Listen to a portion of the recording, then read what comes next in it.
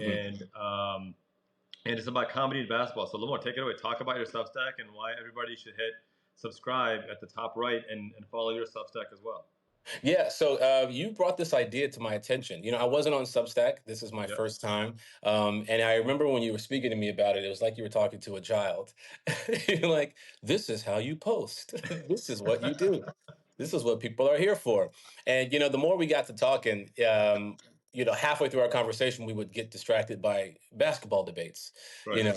which is something that we do every single day. We do it on our phones. For the last 30 years. Yeah. Yeah, in person. And I honestly do that with everybody. In fact, there are times when I could be not a complete stranger, but could be talking to someone about something totally off topic. And then I'll figure out a way to ask them who their favorite basketball team is, and then just because I love the conversation, I love the debate.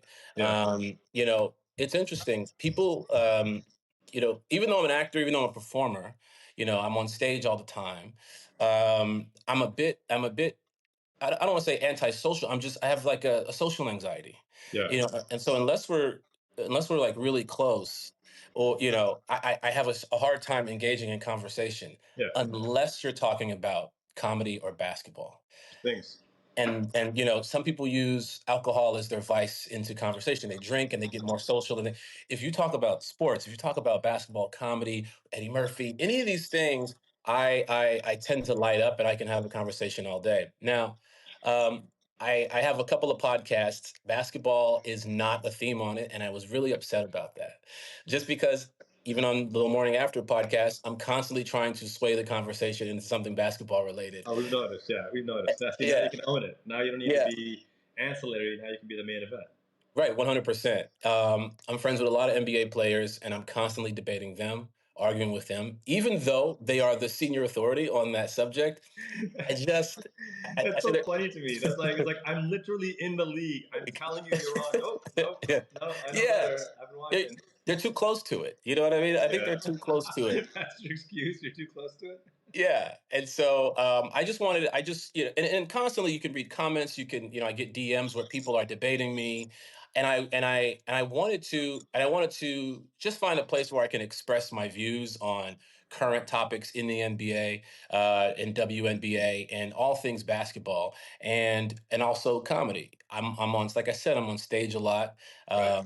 improv, sketch, stand up, and all of my friends are comics, for the most part. Yeah, And absolutely. that is and that's another topic in which I tend to get in trouble a lot with, Yeah, I mean, I know you said it as part of your like your trailer to launch. Say, who's the GOAT, Chappelle or Murphy? Yeah. And that you have these answers. And I'm not going to spoil it, but hearing your logic explain it to me in person, I was like, yo, this is really insightful. I'm not some comedic genius or specialist, but I enjoy comedy. And the way you Mhm. presented it, I can't wait till you put that post up because it really Yeah. made me think like, okay, this is another level of understanding that I hadn't Mhm. even figured out yet. Yeah. Um, the What's other reason why interesting, no, I was going to say what's interesting about both is that even when I'm diving into basketball, you'll find it to be a bit more humorous. It'll be on the more humorous Mhm. side, right? But when I'm diving Yeah, into comedy, I'm going to take a more analytical approach. that's right. That's right. That's You right. know what I Create mean? a fusion. Yeah, and you could obviously add some humor into it, but when you're talking about comedic greats, you want to have to break it down in such a way. I can't do them justice. You know what I mean? And so I feel like an analytical approach would be wise. So Absolutely. um, yeah, Absolutely. yeah. What's the other reason I was going to say that I thought about just talking to you about this is half the time I text you about something and you'd be like, I'll hit you back later. I'm courtside at the Lakers game or courtside at the Clippers game. There's got to be something to present here. What's your most controversial basketball take? Like, what's the hill that you're going to die on? One of them is controversial only because of where I'm from. You know, it's a stance that a lot of people take, but based on where I'm from, it's very Mhm. controversial. Born and raised in Chicago, diehard Bulls fan, Michael Jordan fan, you know. However, upon further review, I do believe that it is indeed a fact that Michael Jordan is the second greatest basketball player of all time. Number one being LeBron James. Mm. And there's a million reasons for that. We can get into it later, but that is very controversial. In fact, I had a friend get me a gift once, a housewarming gift, and it was this massive statue of 23. It was big, like it was like Yeah. 8 feet tall. There's the big two, 8 feet tall, maybe 5 feet wide. Yeah. Three, 8 feet tall, 5 feet wide, and it was white outline with lights on it. So Yeah. this massive thing is sitting in my backyard, and every time people would come over, they would go, "Wow, you got to be from Chicago." Let me guess, Michael Jordan, of course. And I said, "It's for LeBron LeBron James. James. It's for LeBron James." I feel like part of your show's themes need to have, if you bring on an NBA player, just Mhm. ask them the cold-blooded question, Mhm. MJ or LJ, and just I want to get a tally of NBA players and what their perspective is. Yeah, I do too. And you'd find it's kind of a mix. Most people still, I would say, lean towards the Michael Jordan side, right? They do. Because historically he's been that. Yeah. You talk to a lot of OG players, you'd be shocked. You'd be surprised. You got your Oscar Robertsons and your Karl Malones that say it's LeBron. Your Bill Well, Malone's Lambiers. gonna say that. Why Well, wouldn't Malone lost to him twice in the finals? He's bitter that he never got a ring because of Jordan. Why would he pay him homage? no, I wouldn't say that's the reason why. I would say the only reason why is based off of logic, in fact. It has No nothing. logic. There's no logic in fact when you lose a ring twice to Well, the I other could guy. say, well, you can't lose a ring you never had. Yeah, there you go. That's a good You get what point. I'm saying? You get what I'm That's a good saying? point. That's a good Yeah. point. But he blocked him. But what about this take? This I think I heard from Stephen A. Smith. Charles I think Barkley has lost to him a million times. Charles Barkley thinks Michael Jordan is the best. Barkley lost to him once. Still, but in regular season, I'm sure he's gotten his ass No, whooped. no, but I mean, in the NBA Finals, he lost to him. But Yeah. here's a take that Stephen A. Smith had that I thought was interesting. Mhm. He goes that people respect the hell out of LeBron. Mhm. Right? He goes, people respect him through and through for all the reasons they should. He's a great player. Most points in history. All around player. People respect him, but people feared Jordan. Yeah. People would be sick the night before knowing they had to play against Jordan. You did not want to cross Jordan So because you respected him and you feared him. that's And a interesting. GOAT is to be feared. That's interesting. That's interesting you say that. Yeah. Just because, Stephen A. Smith never played, right? But when you talk to NBA players, you can talk to your Jeff Teagues, your JJ Redicks, when they'll go on camera and debate Stephen A. and say, listen, we played against LeBron. Are you telling me people never feared LeBron?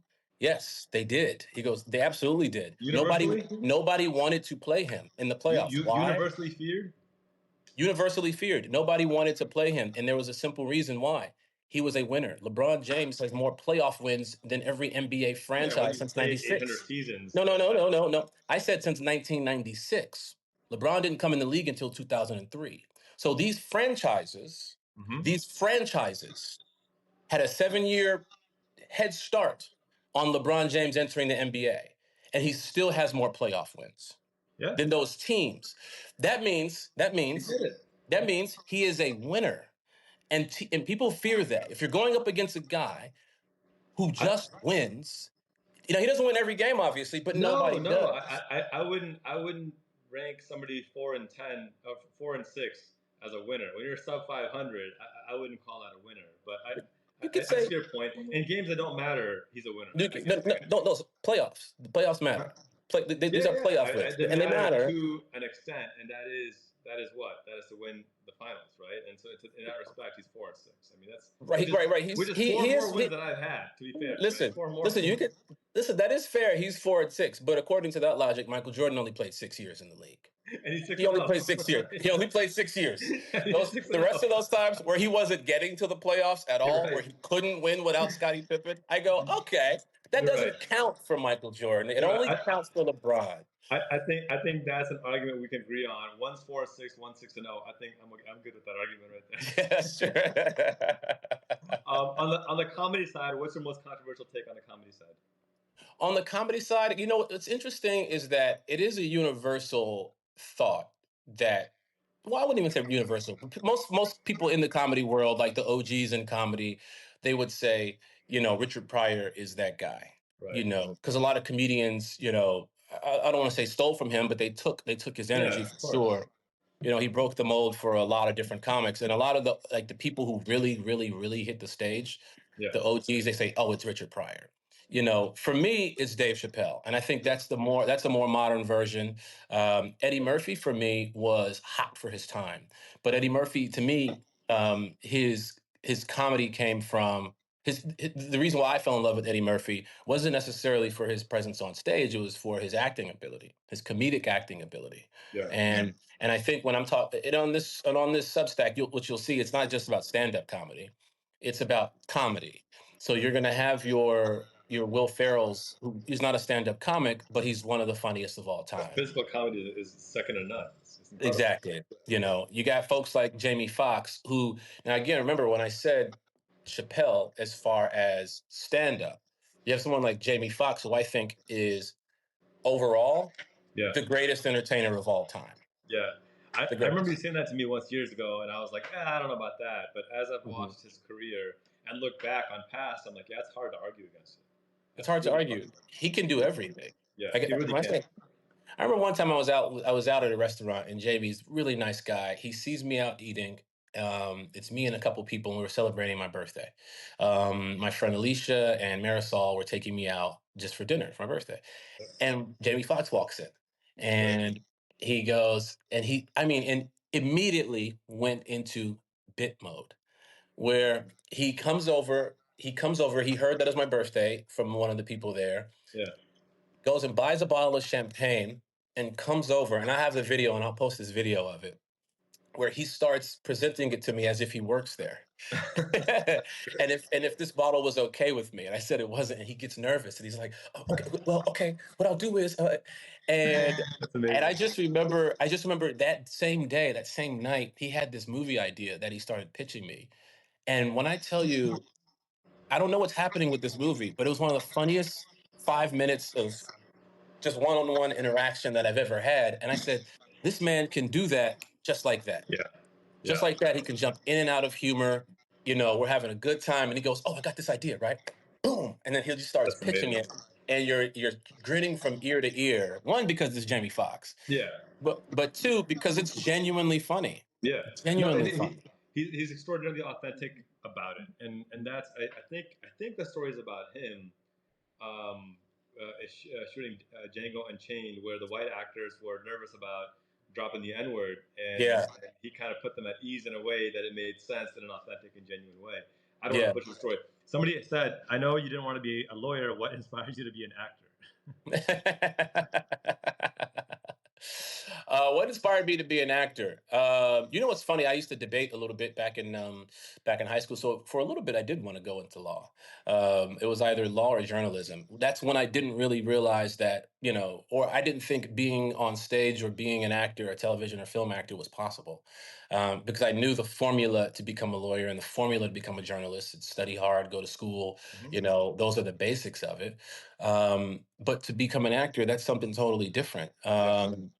You're up to the you know, folks have to truly invest in you and Yeah. and believe that you're going to be something that they can, help mold, or whatever the case Yeah. may be. So I didn't know how to get into it.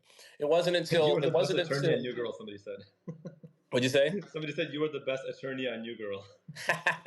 See, I had to tap into those old mock trial days. But what was that? Brown Lightning? No, no, Courtroom Brown. Yeah, Yeah. that was the nickname. Courtroom I, Brown. I will say for those watching, having known Lamorne since we were 14 years old, talking about being an actor was something that was his dream from the get go. Hmm. And what I'm most proud about him isn't the awards, isn't the fact that he's still the same lovable kid from back then. It's that there's a kid who saw a dream, chased after it, and got it. That to Yeah, me is like what's great about life. And so anyway, I yeah. don't want to interrupt, but I just wanted to throw that out there because that's authentic. It's what you wanted, and you went out and you got it. Well, it's interesting. I look at life in a lot of ways. There are blueprints that are laid before you. They're Yeah. not, and it could be advice. Someone could give you advice. Someone who's done it before. Yeah. Someone who's made mistakes before, and they'll give you advice based off of what not to do. And with advice, you can take it, you can use it, or you can just analyze it and use it for what you need from it. And I think life has this blueprint. And if at the top of this building, for example, the top of this building is your goal, there are multiple doors on how to get into this building. There are multiple Right. stairways on how to get into it. You just have to not get too distracted with the locked door. You know what I mean? Right. Okay, this door is locked. There's got to be another way in. There's got to Hmm. be another way around. And that's kind of how I looked at becoming an actor. I knew there are multiple ways to get there with the goal in mind. And what's interesting about that is that once I realized that there is no goal, that it's just the trip that you're on, The it's journey, just the exactly. journey. I That's was it. like, you tend to find yourself living in that dream and you Yeah, don't realize it because you're still just kind of enjoying the presence of other people, enjoying the experiences that you've had. And you walk down the street and someone goes, dude, I love you on New Girl. And you go, oh, I'm in it. yeah, I'm here, yeah. That's Um, it. That's and it. That's beautiful. yeah, so that's kind of how I looked at it from an early age. My days at Second City, they really preach enjoying the journey and just performing. And before you know it, you'll find yourself with a fan base and with people that admire your work and respect it, and that's how you get to take care of your family, which is truly a blessing.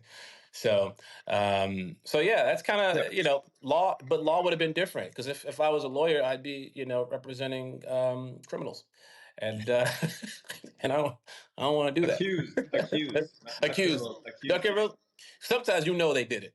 Let's just be honest. Hey, every person's, and we're, I mean, with the state of the country that we're in right now, there's this sometimes, aspect of sometimes every person's. they did it.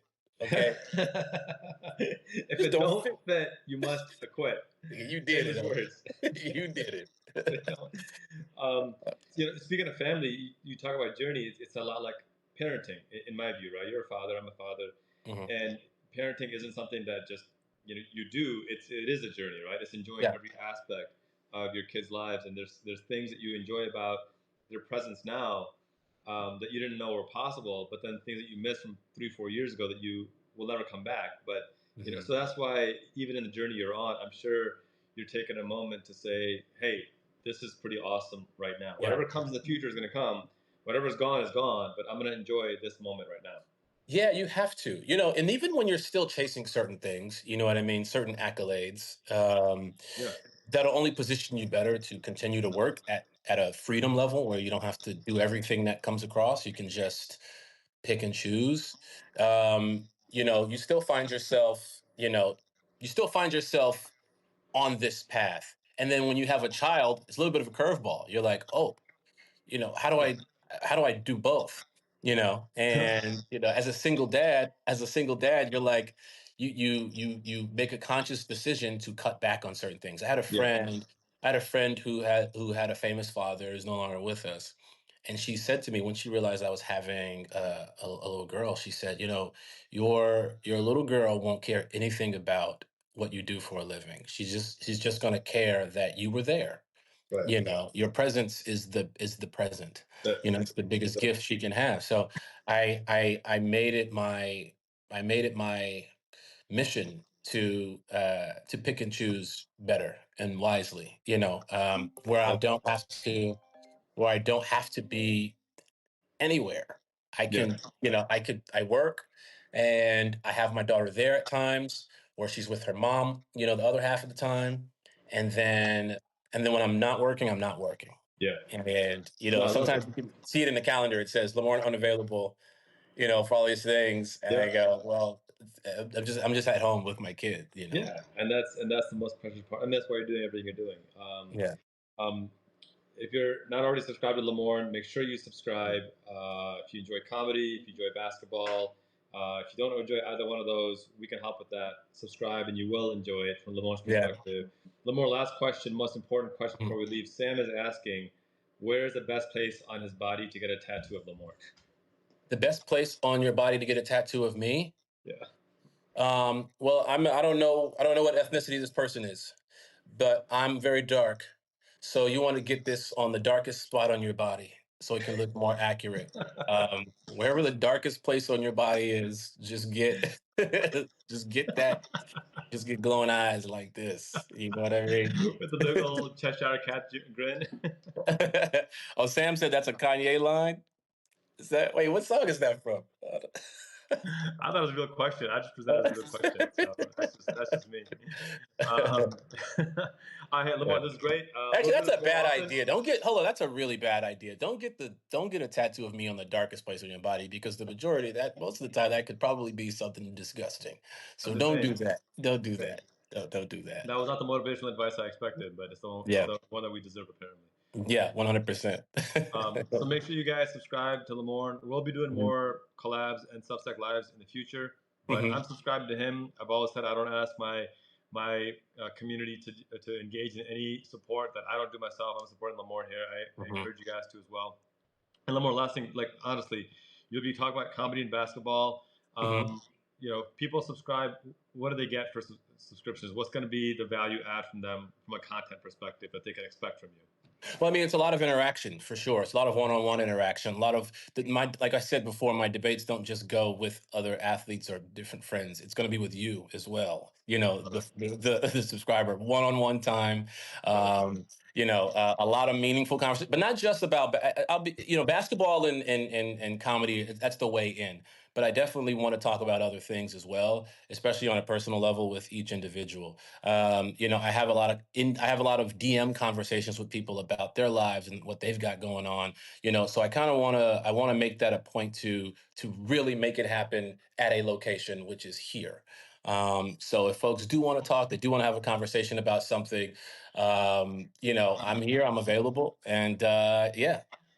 Mhm. All right, brother. Thank you so much for doing this. I'm going to be looking forward to your content over the next couple of weeks and months, and we'll see you on Substack. Yeah, thanks, man. Hold on, let me put this back over here. All right, brother. Peace out. All right, peace.